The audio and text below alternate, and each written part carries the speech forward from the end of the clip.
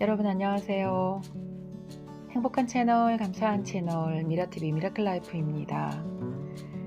주말 아침이에요. 꼭 휴일 아침 같기도 한 그런 고요함 속에 있습니다.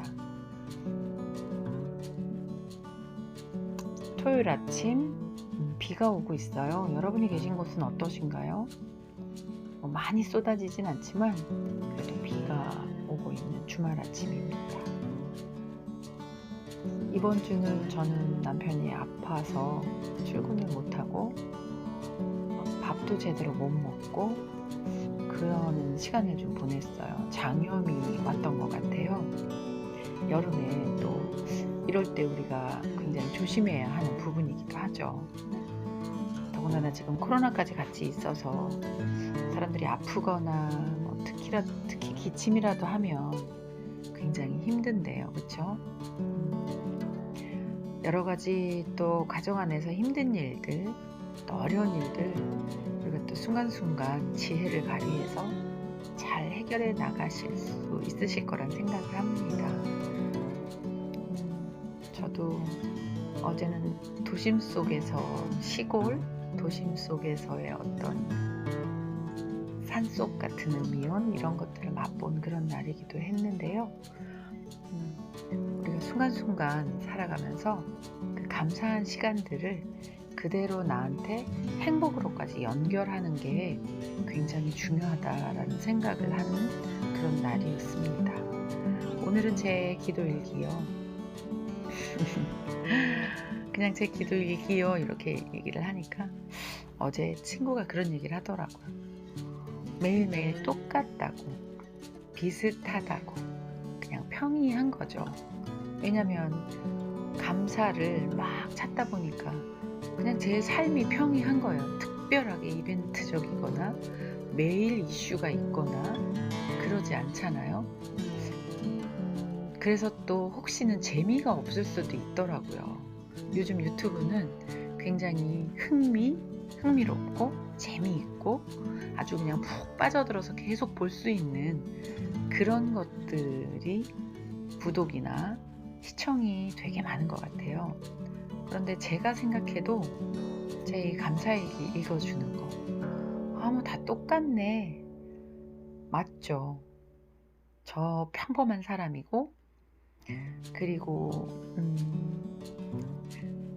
매일 같은 일상 같은 그런 시간들이 반복되잖아요. 제가 같은 일을 하고 같은 사람들하고 살고 조금씩 제 영역을 넓혀가는 일들이 있기는 하지만 그것에 반복되는 것 안에서 감사를 찾고 그 순간 행복하게 사는 게 저는 너무나 중요하다는 걸 깨달았어요. 이번에 이제 300일이 되어 가고 있거든요. 한 2, 3일만 있으면 300일이에요. 너무 뿌듯한 거죠. 내가 삶을 이렇게도 살 수 있구나 라는 생각을 해보는 그런 시간. 저는 정말 제가 이렇게 살 동안 단 한 번도 그렇게 나를 돌아보고 내가 삶이 진짜 이렇게 감사하고 지금 현재가 너무나 풍요롭고 이렇구나 라고 생각해 본 적이 단 한 번도 없었거든요. 물론 돈을 많이 벌 때 정말 풍요롭구나, 행복하구나 느낀 적이 있었습니다. 그런데 그건 돈이 없어지면 없어지는 거잖아요. 그런데 저는 지금 돈이 없어도 너무 감사하고 너무 행복한, 그러면서 이 순간에 읽어지는 책들이 굉장히 중요한 어떤 느낌들, 정말 새롭게 다가오거든요. 그래서 저는 지금부터 제가 새로운 인생을 산다라는 생각을 해요.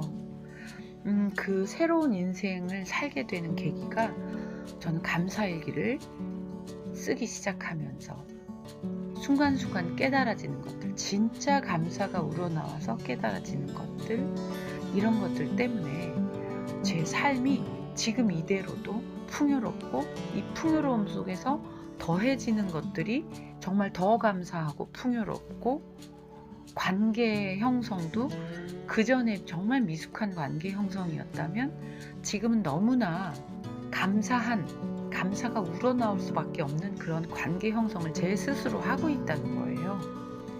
이런 것들이 저는 너무너무 새로운 깨달음이에요. 그런데 감사일기를 쓰기로 제가 마음 먹고 내가 제대로 쓸 수 있을까? 3일밖에 아마 못 쓸 거야. 하루 이틀 쓰고 나는 분명히 고만할 걸. 그런데 제가 쓰기 시작할 때 작심삼일을 계속 반복해보자라는 생각을 하면서 시작했어요. 그런데 300일이 되어가고 있거든요. 그래서 저는 제가 저에게 새로운 면을 발견한 거죠. 그래서 제가 영어 공부도 시작할 수 있었고, 영어 공부 하루에 30분 하기로 시작한 거 지금은 100일을 했거든요. 1시간.